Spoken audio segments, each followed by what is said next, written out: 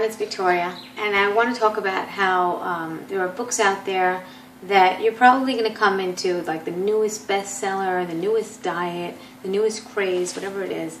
My mother was just asking me about this book called Grain Brain, and then I actually had a friend call me 3 days later, actually telling me the same exact thing, that he's reading it. Now, he's already known about this diet and this lifestyle, the 80-10-10 diet, and my mother already knows about it, but somehow, even I did in the process of knowing this, within the last 5 years, 6 years, I knew about 80-10-10 and I believed in it, and then something kind of pulls you to another direction to go read another book. You know, it looks really flashy in the bookstore, people are talking about it, whatever it is, it's the newest craze, people are getting great results, and when you're in a stagnant place, maybe you're injured, maybe you're not feeling great, maybe you're going through a detox, whatever it is, you just feel like there's something out there that's better.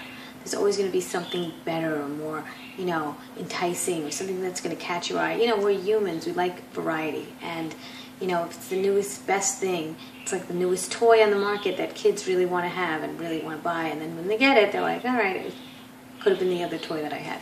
Same excitement, not as good of an information. Okay, I don't even know where I went with that, but anyway, you know what I'm talking about. Like when you read a new book, you're like, okay, I totally could have stayed with the 80-10-10 diet, and which is why people still keep coming back to 80-10-10 and realize that they felt the best, and they came to 80-10-10 for a reason. I know that I came to 80-10-10 for, you know, let's say vanity. Okay, I wanted to lose weight, but it made so much sense to me. When I read this book, I was just like, oh my God, it makes so much sense. Now, am I plugging Dr. Graham's diet? He changed my life. I mean, I'm happy to share. I don't want anything back from him. I'm not looking for anything back. I don't care. I just want to promote something that I believe in. And, you know, when there's other books out there that are just not even adding up, literally, they're not adding up. If you think about it, even if you go 9-5-5 ratio, you're going to have fat in the end. So it's going to all come out to 80-10-10 in the end. So I think that the idea still stays, and that the 80-10-10 diet really works, and it always will work, and it has worked for so many.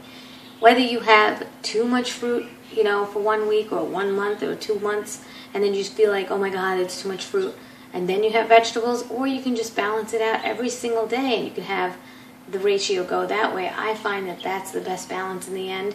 I've been having some avocados at night. I can't say avocados in plural. It's a half an avocado, sometimes a little bit more. It actually makes me feel tired. I used to shy away from the avocados, thinking, oh my God, I only have a certain amount of fats that I could eat a week, so let me just not have fats all week, and then when I could have fats, I will. You can do that too, but let's just say that when I do this 80-10-10, I actually stick to it, and I stick to it longer and more efficiently. It's just always been better that way. I've stopped 80-10-10 for various reasons in the past. Injuries, or, you know, just feeling like really depressed, or wanting more variety.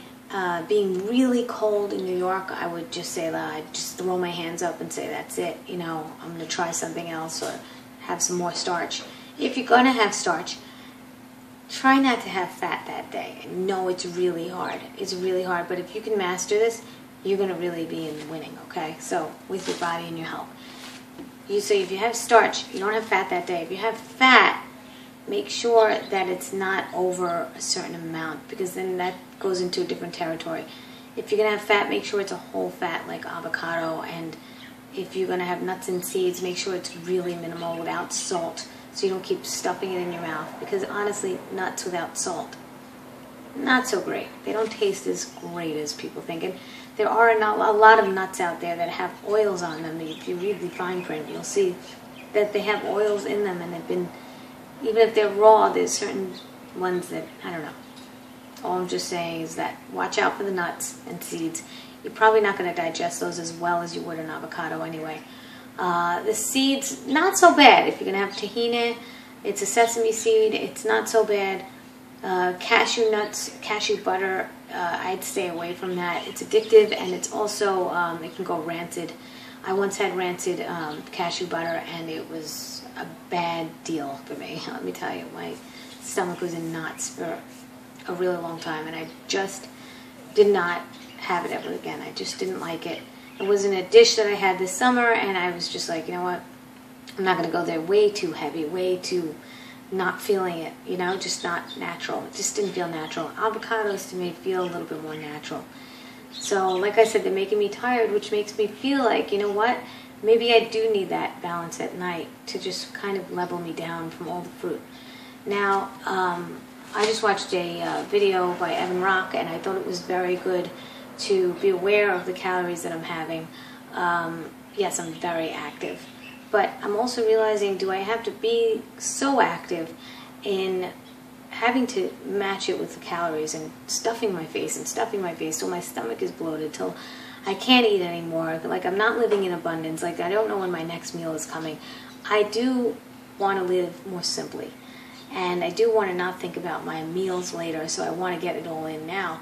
But I don't think that that's the way to go. I think grazing is a little bit better, or just eating a meal and then just waiting and having your activity levels a little bit higher. What I would do is like really pack it in, and then I couldn't do anything after that. I just didn't feel good.